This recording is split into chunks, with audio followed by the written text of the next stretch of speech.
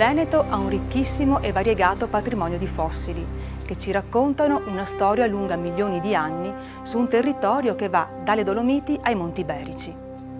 Come una macchina del tempo, ogni fossile ci racconta di ambienti e di ecosistemi di un territorio antichissimo, dove si potevano trovare mari, più o meno profondi, mari tropicali e temperati, lagune e barriere coralline. Fossili che spesso sono reperti di straordinaria importanza per la scienza internazionale, ma anche molto suggestivi per chi ha occasione di poterli vedere.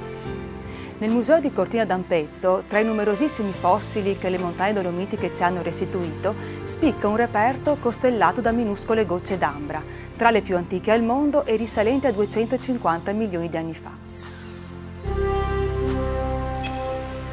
Completa il panorama dei fossili dolomitici un reperto davvero speciale. Si tratta di una pista di impronte fossili di dinosauro rinvenuta nel Monte Pelmetto e il cui calco è conservato nel Museo di Selva di Cadore.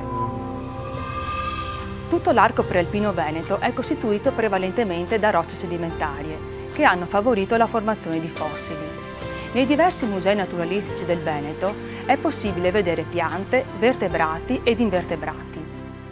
In alcuni di questi musei è possibile, grazie ad attività di scavo simulato, sperimentare l'emozione della scoperta di un fossile.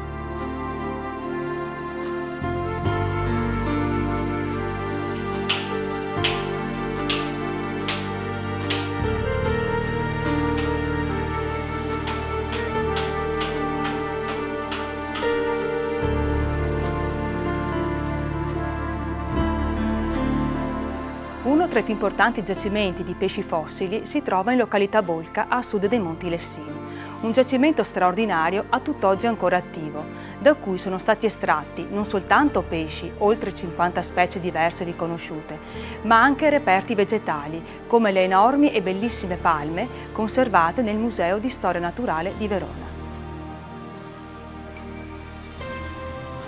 Collezioni straordinarie di granchi fossili del Vicentino trovano ampio spazio nel Museo di Montecchio e ci consentono di ricostruire l'ambiente di vita di questo gruppo di organismi a partire da 50 milioni di anni fa. Ma il viaggio nello spazio e nel tempo continua, con altri reperti eccezionali come il mammut conservato a Crocetta del Montello e numerosi resti di orso delle caverne, rinvenuti in numerose grotte dell'arco prealpino. Nei musei veneti di storia naturale è possibile trovare reperti provenienti da diverse località del mondo. È il caso del Museo Paleontologico dell'Università di Padova o del Museo di Storia Naturale di Venezia. Qui una suggestiva esposizione propone reperti di dinosauro provenienti dalla Mongolia, scavati e studiati dalla Fondazione Ligabue. Un'esperienza unica per un viaggio speciale, fatto di incontri inusuali e di suggestive ambientazioni, per scoprire lo straordinario patrimonio del Veneto, vivendo un'esperienza unica e provando, da protagonisti, l'emozione di un viaggio nel tempo.